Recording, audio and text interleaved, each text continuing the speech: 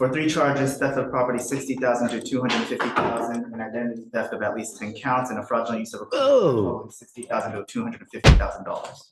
I will obviously be opposed to it. Thanks. Rosalba Fuentes. Yes, Your Honor.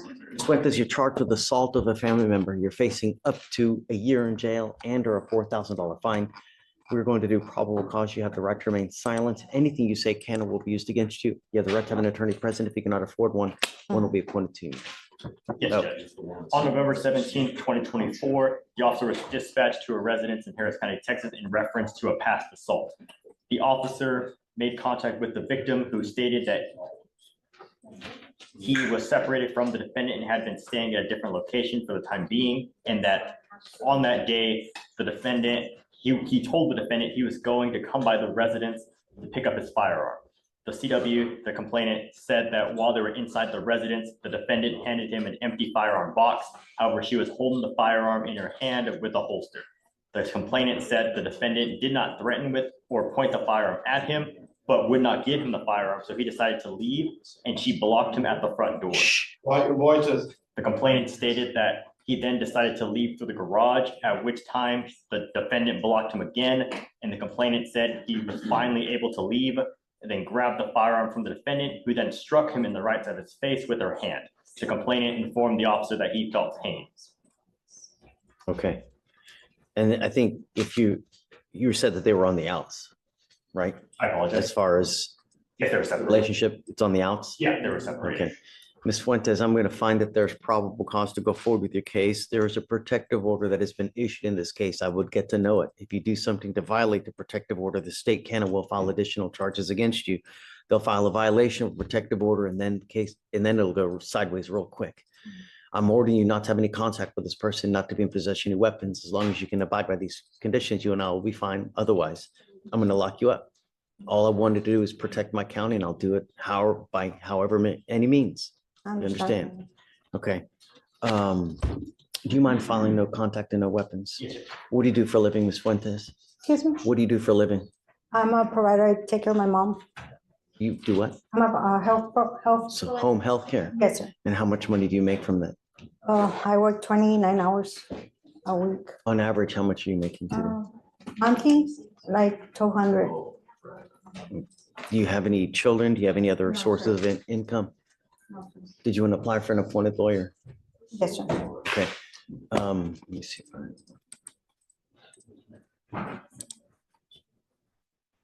I have one already. So, all right, I'm going to go ahead and grant it. I'm going to have you speak with Victoria. We're going to have you sign a reset. After that, I'll have you take your seat in the jury box. Remember, if he calls you, don't answer the phone. If he texts you, do not reply. If he comes to your house, don't open the door. You're not to go within the address listed in this order for protection. If you do, you're going to end up in jail. And I don't know who you have in your life, but if I make your bond 10,000 and you don't have anyone to pony up that kind of money, you'll be stuck like Chuck in there until this thing is over with. So take care when you're out there. Yes, sir. Okay, Understand. please. Thank you. Okay, so it looks like you're wanted somewhere. I don't know where. One out of Rutherford County, Tennessee. Warrant was issued out on September 9, 2024. For 3 charges: theft of property 60,000 to 250,000, and identity theft of at least 10 counts, and a fraudulent use of a totaling $60,000 to $250,000. I will obviously be opposed to a bond. She already waived November 20th. Does she have an open local as well? No, Judge. Why did it get reset so much? I do not know. Well, it's carried Oh, over. it's carried. Okay. Ms. Oko, Judge, so Ms. Burnett just told me that she's a victim of identity theft. So she's believing that this is just stemming up from someone else using her identity to do different things that she has no, and she did write a report on this, I believe, a few weeks before this charge came down on her. so you're telling me that the felony capias and the 60,000 to 250,000 theft of property and the 10 count identity theft, the fraudulent use of a debit card of 60,000 to 250,000, all that was someone else? Yes, Judge, that's what I'm being told. Ms. Burnett, go ahead.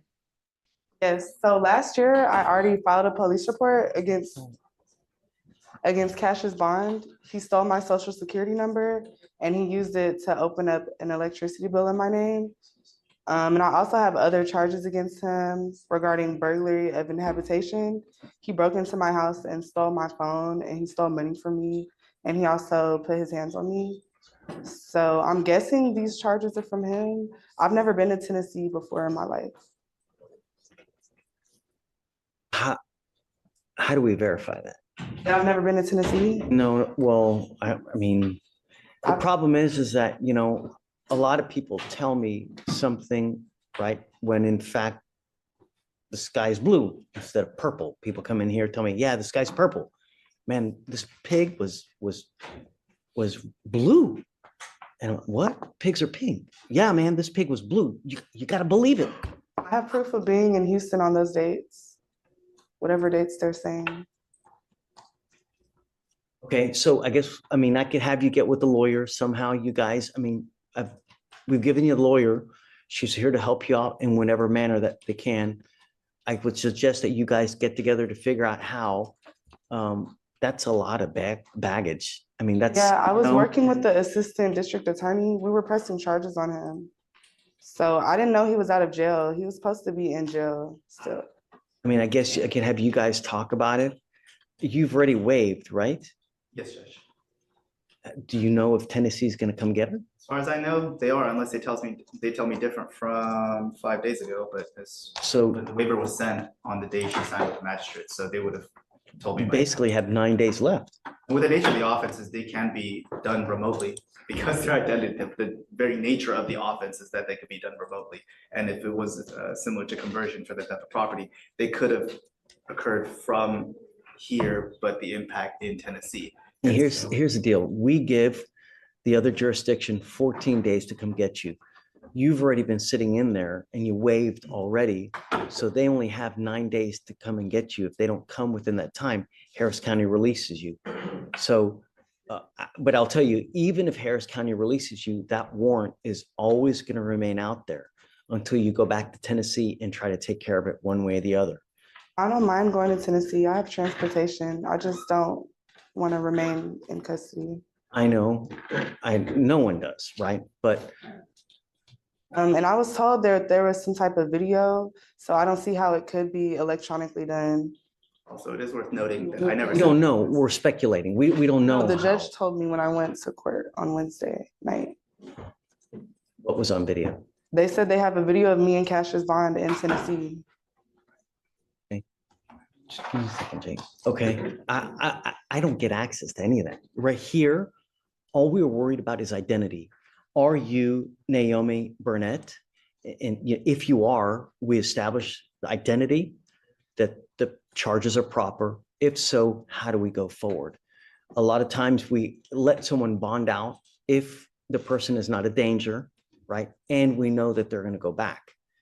But we don't know much about you, you know. I have no criminal record. I have a degree, a bachelor's degree.